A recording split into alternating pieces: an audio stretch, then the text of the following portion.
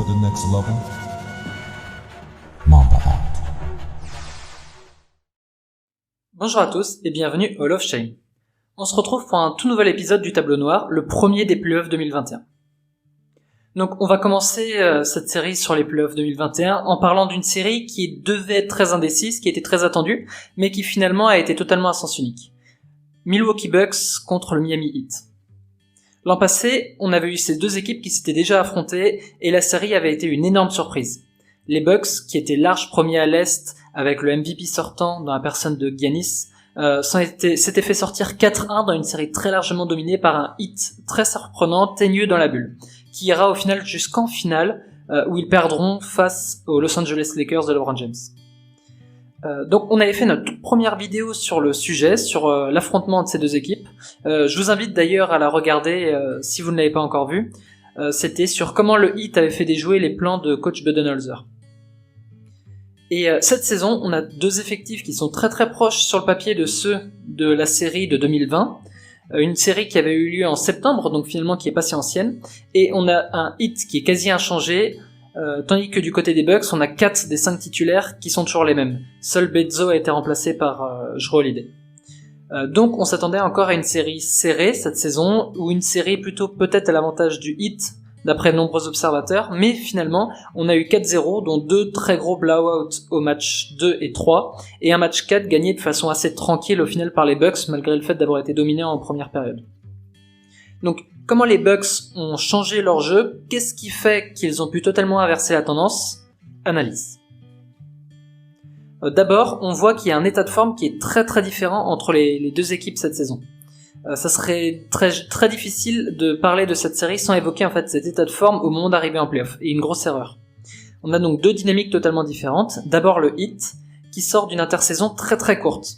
Juste après les finales, elles finissent le 11 octobre, on a eu à peine plus de 2 mois en fait pour se remettre, parce que la saison a repris le 22 décembre, donc du 11 octobre au 22 décembre, vous voyez que si en plus au milieu il faut qu'elle ait un training camp, il y a eu très très peu de temps pour se remettre en jambes et pour se reposer.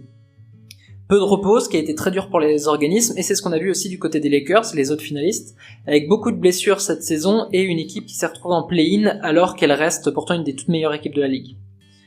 Mais la différence entre les Lakers et le Heat, c'est que le Heat a quand même beaucoup moins de marge de manœuvre, beaucoup moins de talent que les Lakers. Et en début de saison, on a Butler et Bam Adebayo qui vont manquer pas mal de matchs, et très très vite on va avoir un Heat qui est déjà fatigué à ce moment-là et qui a un bilan assez fortement négatif. Ils vont donc courir derrière la qualification en play-off, dans une saison encore plus dure parce qu'il faut finir dans les 6 premiers pour s'assurer les play-offs sans play-in. Donc une équipe du Heat qui va pas du tout ménager ses efforts et se préparer pour les play-offs. Au final, le fait d'être en play-off va vraiment être l'objectif à atteindre pendant cette saison avec ce retard à rattraper, et on va arriver avec une équipe qui ne se sera pas du tout reposée au moment des play-offs. En face, les Bucks, sortis plus tôt dans la bulle, donc ça a été finalement un mal pour un bien parce qu'ils ont été un peu plus frais, ça leur a mis un coup derrière la tête, ils ont pu vraiment se remettre en question, se reconstruire, se reposer et repartir de l'avant. Et on a eu une équipe où le banc a été déjà assez important, mais a été encore plus fourni avec l'arrivée de joueurs comme PJ Tucker en cours de saison, comme Bobby Portis, donc vraiment des joueurs qui vont permettre à les rotations d'être beaucoup plus grandes, d'avoir plus de profondeur de banc. Et en plus, Coach Bud est un coach qui, en saison régulière, fait énormément tourner. Il a des rotations très larges et il n'hésite pas à peu faire jouer ses titulaires. Donc on va avoir cette équipe qui va beaucoup faire tourner, et en plus qui assure très rapidement un top 3 avec Philadelphie et Brooklyn, et qui se dessine très tôt et leur permet d'arriver en bien meilleure forme. Donc déjà, rien que sur le jus, rien que sur l'énergie, on n'est pas du tout au même niveau. Et en plus, au niveau de l'état d'esprit, d'un côté, on a donc ce Heat qui avait comme objectif les playoffs, donc l'objectif est en quelque sorte atteint, même si c'est un peu inconscient. Et de l'autre côté, une équipe qui va arriver vraiment le couteau entre les dents pour laver ce qui a vraiment été pris comme un affront du côté de Milwaukee, que ce soit dans l'équipe ou des supporters, et une défaite vraiment à laver. Donc vraiment cette revanche, cette volonté de revanche à prendre sur le Heat. Donc on a d'un côté le Heat fatigué avec des objectifs de play-off atteints contre des Bucks plus reposés pour qui la saison commence vraiment à partir de maintenant, c'est là où ils vont être jugés, et l'état d'esprit est totalement différent, ce qui se ressentira énormément sur l'intensité tout au long des 4 matchs. Donc déjà au rebond, où les Bucks vont être beaucoup plus saignants, mais aussi défensivement, on va avoir des Bucks qui vont sauter sur tous les ballons, qui vont dévier plus de ballons, qui vont être plus tranchants sur leurs écrans, etc. Que le Heat, qui donnera l'impression pas mal de préserver ses efforts pour les garder pour les bons moments. Je pense par exemple à Butler ou à Bam qui vont vraiment apparaître empruntés en deçà de leur niveau de la saison passée. Et même dans le body language, on voit un écart qui est assez monstrueux. Mais la différence par rapport à la saison passée, c'est aussi la modification d'une pièce côté Bucks. En effet, cette différence, on peut pas que l'imputer à la différence d'état d'esprit et de forme physique. On va avoir du côté des Bucks un changement, mais pas n'importe quel changement dans le 5 de départ, vraiment au poste de meneur, avec le départ d'Eric Bledsoe et l'arrivée de Jrue Holiday. Donc Jrue Holiday, ce qui est intéressant, c'est que c'est un meneur qui est plus traditionnel, très bon défenseur, assez grand, et organisateur, ce que n'était pas du tout Bledsoe, qui lui est plutôt un poste 2, un combo guard, un poste 2 dans un corps de meneur. Et donc l'arrivée de Jrue Holiday, premièrement, elle va avoir une plus-value vraiment défensive. Donc Jrue est un joueur qui est long, très très fort du haut du corps, mais aussi avec une très très bonne vitesse latérale qui sait très bien circuler entre les écrans. C'est un excellent défenseur sur l'homme, qui n'hésite pas à toucher et dévier les ballons. Il faut savoir que c'est quand même un des meilleurs intercepteurs de la ligue. Et il est avant tout, et ça c'est vraiment le gros point principal, un des meilleurs défenseurs de la ligue sur la défense sur pick and roll côté porteur de ballon. Donc vous pouvez demander à Damian Lillard, il s'en souvient lors du sweep face aux Pelicans il y a quelques années. Et ça va tout changer dans la défense sur pick and roll du côté des Bucks. Donc comme on le disait déjà par le passé, les Bucks, leur philosophie défensive, ça va être de laisser les 3 points pour vraiment se concentrer sur la raquette et totalement la verrouiller. Donc c'est une philosophie qui a marché ces dernières saisons. Et avec Brook Lopez, il pratique ce qu'on appelle le drop coverage. Donc on en a déjà parlé, c'est le fait de sur le pick and roll d'avoir le pivot, Brook Lopez, qui va vraiment rester dans la raquette de façon à continuer de défendre sa raquette. Il est pas assez mobile pour pouvoir sortir et on n'a pas envie de trapper, on veut vraiment continuer de placer notre forteresse dans la raquette, donc de rester dans cet esprit. L'inconvénient, c'est qu'on laisse donc son meneur se dépatouiller avec l'écran, devoir revenir compenser en passant au-dessus pour ne pas se prendre de shoot et tout en gérant à la fois le pivot qui peut pop. Or, avec Jrue, c'est un problème qui est beaucoup plus résolu en fait et beaucoup plus simple à gérer qu'avec Bledsoe. En effet, Holiday est un joueur qui compense très très bien, qui arrive très bien à coller le porteur de balle malgré l'écran en le contournant. Il arrive à ralentir le pic, à gêner les dribbles, à des fois provoquer des pertes de balles, et ce qui fait qu'on a très très peu de tirs à 3 points ouverts en sortie d'écran, comme peut l'adorer un joueur comme Dragic ou le pratique de plus en plus Tyler Herro. Donc ça c'est un gros plus, et en plus de ça, il va provoquer pas mal de pertes de balles, ce qui va permettre d'avoir plus de contre-attaques du côté des Bucks par rapport à la saison passée. Or, le Heat est une équipe qui défend très très bien face aux Bucks pour les empêcher d'avoir des contre-attaques. Ça a vraiment ce qui les a tués la saison passée, c'est de les forcer à jouer sur jeu placé. Et là, Milwaukee s'offre des balles de transition, ce qu'ils adorent faire et là où ils excellent. Donc le deuxième point, ça va vraiment être offensivement, du coup dans cette idée de contre-attaque. Donc les Bucks vont avoir plus de contre-attaque et c'est là où ils étaient déjà extrêmement solides. Or, ils ont désormais un meneur, un vrai meneur de jeu qui est capable de jouer sur jeu placé en tant qu'organisateur. Parce qu'en effet, la grande force des Bucks en saison régulière, depuis que Budenholzer est arrivé, c'est qu'ils sont très très bons dès que ça va vite. Ils profitent de l'énorme domination de Giannis en mouvement. Giannis est peut-être le meilleur joueur de la ligue dès que le ballon va vite en transition. Et le résultat, c'est que en se basant tout autour de lui, en créant un maximum de jeux de contre-attaque, on va avoir des Bucks qui vont être la première équipe de la ligue en saison régulière sur le pace, donc le rythme, mais aussi sur le pourcentage d'attaques qui sont des contre-attaques, et sur le nombre de points marqués en transition, que ce soit cette année ou l'année passée. Donc sur transition, il n'y a aucun problème, on a une équipe qui domine, mais le problème de l'an passé, c'est qu'en absence d'organisateur en attaque, avec Bledsoe qui n'en était pas un, sur jeu placé, on va avoir tous les ballons dans les mains de Giannis. Or Giannis, bon, c'est un excellent créateur. Il n'y a pas à dire, surtout pour un poste 4, capable de faire 5 passes par match, de créer des espaces et de lever la tête, ça il n'y a pas à dire. Mais le problème c'est que c'est pas un organisateur. En effet, on s'improvise pas meneur en NBA comme ça. Et surtout quand votre poste est plutôt un poste de 4. Donc quand Giannis a le jeu en main en 2020, sur jeu placé, le jeu va se retrouver à être phagocyté, lent et totalement stéréotypé autour d'isolation où personne ne bouge quand Antetokounmpo a la balle en main. Or, il était le premier porteur de balle face au Heat l'an passé sur jeu placé. Et là, la différence, elle est énorme. Le ballon, il est plus dans les mains de Giannis, mais dans les mains de Jrue, qui peut alors à ce moment-là dicter le tempo et exécuter les systèmes. Il va libérer énormément Giannis, qui peut jouer sans ballon, donc Antetokounmpo va faire beaucoup de main à main, va aller poser des écrans à l'opposé, va jouer beaucoup avec des coupes, pas forcément ligne de fond, plutôt dans l'axe, mais en recevant le ballon déjà en mouvement, il se crée un avantage énorme, surtout si un décalage est déjà fait avant.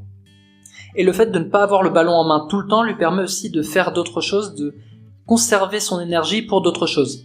Il a une présence ultra intense défensivement, on l'a vu en second rideau, aller contrer des tirs, aller chercher les interceptions, il est vraiment très présent. Et aussi au rebond, où la saison passée il tournait déjà 11 rebonds dans la série, et cette saison il va même tourner un invraisemblable 15,0 rebonds par match, face à une équipe qui pourtant est bonne défensivement. Puis ensuite le jeu donc va être plus en mouvement en attaque grâce à Jrue Holiday qui va plus mettre en place des systèmes, bouger, et on va un peu moins regarder Giannis spécifiquement, se focaliser sur lui. Il va avoir moins de secondes de ballon dans les mains, même s'il le touche autant au final par attaque, et ça va être plus simple de créer sur une passe. Il reçoit déjà le ballon en mouvement, il y a déjà des décalages, il en profite. Il va donc passer de 5,3 passes décisives par match sur la série de 2020 à 7,8 sur cette série. Et enfin, le troisième gros avantage avec Holiday, et c'est un avantage qui rejoint pas mal le deuxième point, c'est que Milwaukee a enfin un meneur qui sait jouer le pick and roll. Donc Giannis, cette saison, il peut enfin jouer très régulièrement le pick and roll en tant que poseur d'écran. Il a toujours beaucoup joué le pick and roll, mais les saisons passées, on le voyait généralement jouer le pick and roll avec le ballon dans les mains, ou alors il n'y avait pas de pick and roll. Et ça, c'est un méga avantage de plus pour ces Bucks, car Giannis va être en mouvement. Il pose l'écran, il roule, il reçoit le ballon après un décalage. Il n'a pas forcément à affronter ce fameux mur défensif de Miami, et ça va faire de beaucoup plus gros dégâts. Rien que sa présence va créer une sorte de spacing, un peu une attraction dans l'esprit de ce qu'on disait sur Stephen Curry, qui attire les défenseurs et crée de l'espace. Lui, ça va être pareil, en coupant vers le cercle, il fait suffisamment peur. De plus que Jrue Holiday sait shooter en sortie d'écran, donc les défenses vont devoir venir aider avec d'autres joueurs en plus du pick and roll, et ça va libérer des shooters comme Forbes qui s'est éclaté au long de la série, on l'a vu avec son match par exemple à 22 points. Et donc quand on parle de modification du jeu placé des Bucks avec Jrue Holiday, il y a aussi eu un énorme changement dans le jeu de Milwaukee qui a totalement chamboulé son système de jeu cette saison. En effet, si l'équipe elle a eu du mal à démarrer sa saison et était plus poussif sur le début de saison, il faut savoir que c'est parce que le playbook a totalement changé. Dans le même temps, on a vu un Giannis Antetokounmpo qui était un peu en deçà de son niveau de jeu de la saison passée, qui scorait un peu moins, qui était un peu moins impressionnant en ce début de saison, qui allait beaucoup moins au dunk et au lay-up, et c'est parce qu'il a fallu un temps d'adaptation à ce nouveau playbook de Coach Bud, qui a totalement changé en fait le positionnement des joueurs sur le terrain, avec en point d'orgue, en point majeur, le changement au poste de pivot. Et en fait, ce changement, donc si la saison passée, on voyait Brook Lopez s'éclater derrière la ligne des 3 points, à shooter dans tous les sens, notamment dans le corner, cette saison, Budenholzer va le placer dans le bunker, c'est-à-dire dans cette zone qui est juste sous le panier ou juste sur les côtés du panier, à 1 mètre, 1 mètre 50 du cercle. Donc c'est quelque chose qui a beaucoup gêné Giannis au début. Donc il avait plus son espace de saison régulière qu'il avait avant, pour pouvoir aller au cercle seul une fois qu'il avait passé son adversaire, parce que la saison passée, on avait tous les joueurs de Milwaukee qui étaient en dehors de la raquette pour le laisser attaquer. Et ça l'a pas mal gêné au début. Mais finalement, la stratégie, elle a vraiment porté ses fruits. Budenholzer, il a vraiment mis ça en place, en fait, afin de contrer tous les murs défensifs qu'on avait pu voir en play-off face à Milwaukee. Ce qu'avait mis en place Toronto en 2019 et ce qu'a mis en place Miami la saison passée. C'est-à-dire que lorsque Giannis attaque le cercle avec tous les joueurs qui sont autour, vous pouvez construire un mur avec 2-3 joueurs qui viennent aider. On a donc 3 joueurs vraiment en ligne devant Giannis qui ne peut plus passer et aller jusqu'au cercle. Et comme les autres joueurs sont statiques autour des 3 points, ils ont de l'espace pour shooter, mais s'ils ne le mettent pas, ça ne sert plus à rien. Et donc si on dresse maintenant un mur comme ceci, on va donc avoir Giannis qui n'a plus qu'à faire une passe lobée, un alley-oop à Brook Lopez ou à le servir à moins d'1 mètre du cercle. Or, Brook Lopez, c'est un pivot donc de 2m13, donc plutôt grand, mais surtout un des meilleurs pivots en termes de toucher près du cercle. On a tendance un peu à l'oublier ces derniers temps, mais à l'époque des Nets, il était capable de tourner à près de 20 points et être border all-star uniquement grâce à ses gestes vraiment proches du cercle. Ainsi, le décalage de Giannis va offrir des points qui sont bien plus sûrs que les 3 points à son pivot, parce que Lopez est déjà très dominant sous le cercle et capable de marquer dans ces situations-là, mais en plus, s'il y a eu une aide avant sur Giannis et qu'il se retrouve dans une situation où il a l'avantage de temps pour aller au cercle, c'est généralement 2 points assurés. Donc c'est des tirs qui vont être beaucoup plus sûrs que les 3 points de son pivot, qui avait plus de possibilités de manquer. Et on va avoir un Brook Lopez qui va totalement dominer Bam Adebayo dans ce petit périmètre. Quand il reçoit le ballon à moins d'1 mètre, Bam est un bon défenseur, mais il est quand même beaucoup plus petit. C'est un petit pivot, et il va avoir énormément de mal à compenser, à gêner Brook Lopez sur ses petits moves proches du cercle. Et ça, on voit pas forcément l'écart de Brook Lopez en termes de points marqués. En effet, la saison passée, il mettait 16,8 points par match sur la série face au Heat. Cette saison, il a 15,8. Donc on est grosso modo dans les mêmes ordres de grandeur. Mais ce qui va être intéressant, c'est de voir qu'on est passé en un an de 28 tirs tentés sur 5 matchs à 3 points à 8 tirs seulement sur la série là. Donc on voit vraiment que Brook Lopez s'est rapproché du cercle et qu'il a été tout aussi influent, qu'il a autant marqué, mais d'une façon totalement différente, et ce qui a pas mal mis à mal cette idée de mur créée par Miami. Et donc en plus, c'est quelque chose qui va libérer de l'espace à 3 points, parce que on a une telle présence de joueurs dominants proches du cercle, avec Giannis et Lopez, que on est obligé de venir aider. Ça libère de l'espace sur les shooters à 3 points, et comme on l'a vu, on a des joueurs comme Forbes qui se sont éclatés, Middleton, Dante DiVincenzo avant sa blessure, aussi Drew Holiday qui a bien shooté. Et ça a été vraiment la grosse différence en fait du playbook du jeu de Milwaukee par rapport à la saison passée. Donc quand on voit ça, on voit un Giannis qui score à peu près autant, il score pas plus que sur la série de l'année passée. Il score 23,5 points pour 21,8 de la saison passée, mais il a aussi baissé son pourcentage, il est passé de 50 à 45%. Donc on n'a pas forcément un Giannis qui va plus dominer la série offensivement qu'avant, mais par contre, comme on l'a vu, il va faire beaucoup plus de passes, il va prendre beaucoup plus de rebonds, il va être influent dans d'autres façons que au scoring, et le fait d'avoir ce système-là beaucoup moins stéréotypé autour va lui permettre donc de pouvoir créer, de pouvoir apporter des points, non pas par ses propres points, mais grâce à ses coéquipiers qui sont au final bien mieux impliqués que simplement par du catch and shot. Et en plus, le dernier point très intéressant de placer Lopez ou Bobby Portis quand il est sur le terrain dans le bunker, c'est d'avoir un joueur qui est sans cesse proche du cercle en cas de tir, que ce soit en 3 points ou pas. Et là, avec ça, les Bucks, ils vont faire très très mal au rebond offensif. Avec l'apport de Giannis et avec l'apport de Brook Lopez, on va avoir une équipe qui va totalement manger Miami dans le domaine. Miami, il faut savoir que cette saison, ils ont eu beaucoup de mal en défense, au rebond défensif. Donc c'est une équipe qui réalisait énormément de box-out, donc qui était très disciplinée. Un box-out, donc un écran retard. Elle était première de la ligue à ce sujet-là avec un peu plus de 10,6 par match.